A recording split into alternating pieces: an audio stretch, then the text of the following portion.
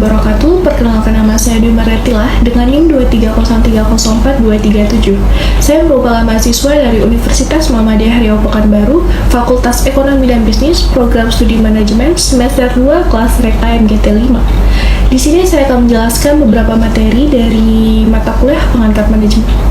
Materi pertama yaitu tentang konsep dasar manajemen dan organisasi.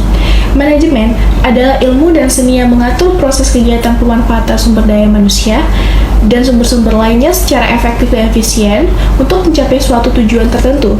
Tujuan utamanya untuk memperoleh hasil semaksimal mungkin sesuai dengan target yang sudah ditentukannya. Manajemen memiliki beberapa fungsi, yaitu ada 4. Yang pertama ada fungsi perencanaan disebut dengan planning. Tahap perencanaan merupakan tahap awal yang cukup krusial untuk perjalanan bisnis ke depannya.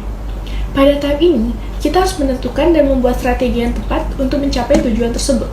Setelah strategi dirumuskan, maka selanjutnya kita harus mengalokasi sumber daya yang dimiliki untuk menjalankan strategi tersebut. Yang kedua, pengorganisasian yang disebut dengan organizing. Pada tahap ini, kita harus membentuk tim atau organisasi yang tepat yang mau bekerja sama untuk melaksanakan rencana yang telah dirumuskan sebelumnya agar dapat mencapai tujuan perusahaan. Yang ketiga yaitu ada pengarahan yang biasa disebut dengan leading. Ketika pekerjaan sudah mulai dilakukan oleh tim, maka tugas selanjutnya adalah mengkomunikasikan visi dan misi dari perusahaan secara jelas sehingga tim dapat selalu terinspirasi serta memiliki semangat yang bersinergi untuk dapat mencapai tujuan dari perusahaan secara bersama-sama. Yang keempat itu ada pengawasan yang biasa disebut dengan controlling.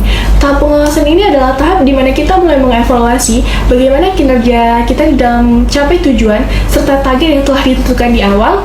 Dan hasil dari proses pengawasan ini, kemampuan kita mengukur performa perusahaan bisnis dengan akurat, serta mengembangkan standar baru untuk perusahaan di masa depan. Di dalam manajemen, terdapat 6 unsur yang biasa disebut dengan 6M. Yang pertama ada man, manusia, kedua money, disebut dengan uang, ketiga material, disebut dengan bahan, yang keempat ada machine, disebut dengan mesin, yang kelima ada method, disebut dengan metode, yang keenam ada marketing, disebut dengan pasar.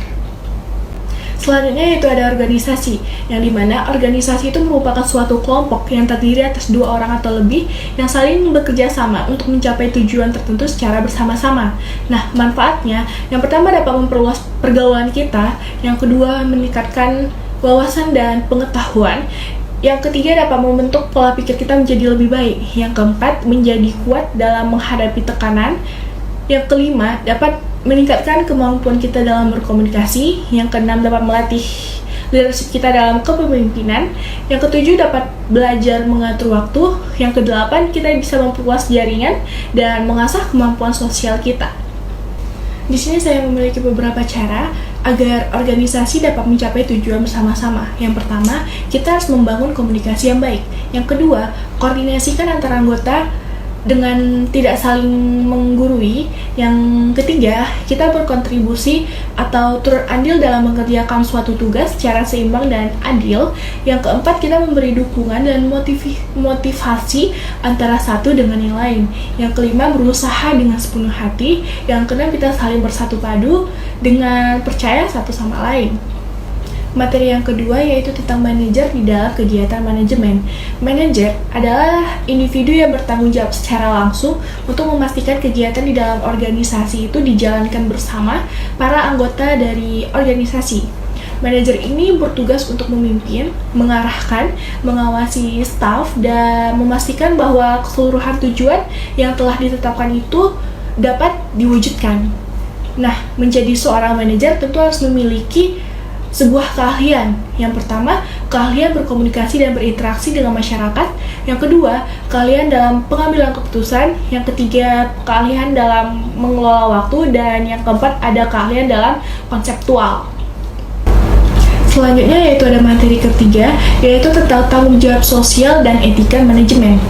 Tanggung jawab sosial merupakan suatu bentuk kepedulian yang memiliki komitmen bertanggung jawab terhadap komunitas dan lingkungan dalam segala aspek operasional. Nah, etika adalah refleksi jiwa seperti ungkapan perasaan terhadap perilaku atau tindakan seseorang berdasarkan pandangan, nilai, keyakinan, dan adat. Nah, kalau etika manajemen itu standar kelayakan pengelolaan organisasi yang dapat memenuhi kriteria etika. Materi keempat yaitu tentang perencanaan strategi di dalam manajemen. Perencanaan strategi adalah proses di mana para pemimpin organisasi menentukan visi mereka untuk masa depan supaya dapat mencapai visi yang telah ditetapkannya. Nah, rencana strategi ini adalah peta bagi jalan kita untuk mencapai tujuan, dan tanpa paduan tersebut mungkin kita tidak akan bisa mengetahui apakah bisnis itu berada pada jalur yang tepat untuk kita capai tujuannya. Lanjut, materi kelima yaitu tentang mendirikan dan memperbarui organisasi. Materi ini berkaitan tentang kewirausahaan yang merupakan kemampuan kita untuk membuat sesuatu yang unik dan yang baru yang mempunyai nilai yang bermanfaat untuk orang lain dan diri kita sendiri. Seorang wirausahaan tentu juga memiliki sikap mental dan jiwa yang kreatif, aktif, dan inovatif untuk menjalankan, mengatur, dan berani dalam mengambil resiko dengan pekerjaan ini untuk mengembangkan usaha agar dapat mendapatkan pendapatan yang meningkat.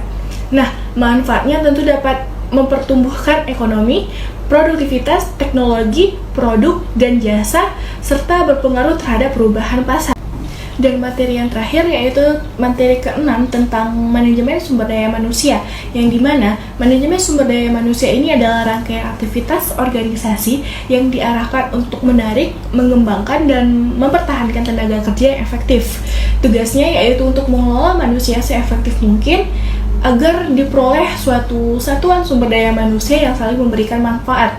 Nah, di dalam manajemen sumber daya manusia ini tentu memiliki proses dalam pekerjaannya. Yang pertama, merencanakan kebutuhan dan pemanfaatan sumber daya manusia bagi perusahaan.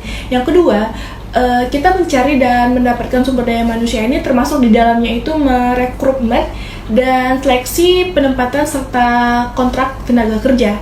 Dan yang ketiga, kita mengembangkan sumber daya manusia termasuk di dalamnya itu program orientasi tenaga kerja, pendidikan, dan pelatihan.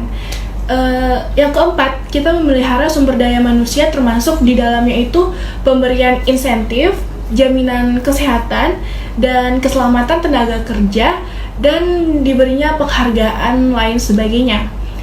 Yang kelima, yaitu memanfaatkan dan mengoptimalkan sumber daya manusia termasuk di dalamnya itu seperti promosi, demosi, transfer, dan juga separasi. Nah, dengan berjalannya proses tersebut, tentu kita memiliki tujuan untuk mengembangkan sistem kerja dengan kinerja yang tinggi. Nah, mungkin dengan 6 materi itu saja yang dapat saya sampaikan.